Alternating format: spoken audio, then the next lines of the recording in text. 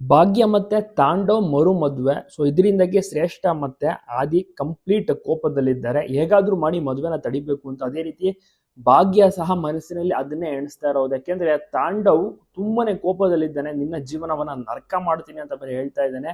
ಭಾಗ್ಯಗೆ ಇದು ಸ್ವಲ್ಪನೂ ಇಷ್ಟ ಆಗ್ತಾ ಇಲ್ಲ. ಸೊ ಭಾಗ್ಯ ಹಸೆಮಣೆ ಏರಾಗಿದೆ. ಭಾಗ್ಯ ತಾಂಡವ್ ಮದುವೆ ಇನ್ನೇನು ತಾಳಿ ಕಟ್ಟಬೇಕು ಅಷ್ಟರಲ್ಲೇ ಮದುವೆನ ಸಹ ನಿಲ್ಸೋಕೆ ಶ್ರೇಷ್ಠ ಮತ್ತೆ ಸುನಿಲ್ ಆದಿ ಎಂಟ್ರಿ ಕೊಡುವಂಥದ್ದು. ಆಗ ಭಾಗ್ಯಗೆ ತುಂಬಾನೇ ಖುಷಿ ಆಗುತ್ತೆ. ಹೇಗಾದ್ರೂ ಮಾಡಿ ಮದುವೆನ ಯಾರಾದ್ರೂ ನಿಲ್ಲಿಸ್ಲಿ ಅಂತ ಕೂಡ ಮನಸ್ಸಿನಲ್ಲಿ ಅಂದ್ಕೊಂತಿದ್ದಂತ ಭಾಗ್ಯಕ್ಕೆ ಬಹಳಷ್ಟು ಖುಷಿ ಆಯ್ತು. ಸೊ ತಾಂಡವ್ ನಿಜವಾಗ್ಲು ತನ್ನ ಒಂದು ನಿಜ ರೂಪವನ್ನ ತೋರಿಸ್ತಾ ಇದ್ದಾನೆ. ಈಗ ಅಸಲಿ ಆಟ ಶುರು.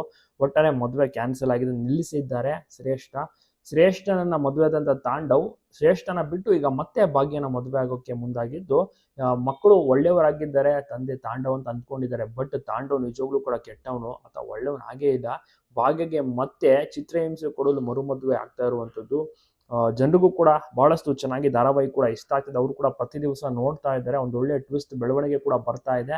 ಸೂಪರ್ ಆಗಿರುವಂತಹ ಒಂದು ಟ್ವಿಸ್ಟ್ಗಳು ಅನ್ಬೋದು. ಒಳ್ಳೆ TRP ರೇಟಿಂಗ್ ಸಹ ಇದೆ. ಭಾಗ್ಯ ಪಾತ್ರವನ್ನ ಮಾಡ್ತಿರೋದು ಸುಷ್ಮಾ ಅವರು. ಮತ್ತೆ ತಾಂಡವ್ ಪಾತ್ರವನ್ನ ಕೂಡ ತುಂಬಾ ಚೆನ್ನಾಗಿ ಮಾಡ್ತಾ ಇದ್ದಾರೆ. ಎಲ್ರಿಗೂ ಕೂಡ ಇಷ್ಟ ಆಗಿದೆ. ಸೊ ನೀವು ಕೂಡ ನೋಡ್ತಾ ಇರ್ಬೋದು. ಈ ಒಂದು ಧಾರಾವಾಹಿ ಒಂದು ಒಳ್ಳೆ TRP ರೇಟಿಂಗ್ ಸಹ ಪಡೆದುಕೊಂಡಿದೆ.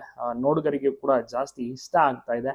ಆ ಭಾಗ್ಯ ಮತ್ತೆ ತಾಂಡವ್ ಆಗಿರ್ಬೋದು ಎಲ್ಲವೂ ಕೂಡ ಬಹಳಷ್ಟು ಚೆನ್ನಾಗಿ ಬರ್ತಾ ಇದೆ. ಮತ್ತೆ ಶ್ರೇಷ್ಠ ಪಾತ್ರ ಆಗಿರ್ಬೋದು ಎಲ್ಲವೂ ಕೂಡ ಜನರು ಮೆಚ್ಕೊಂಡಿದ್ದಾರೆ.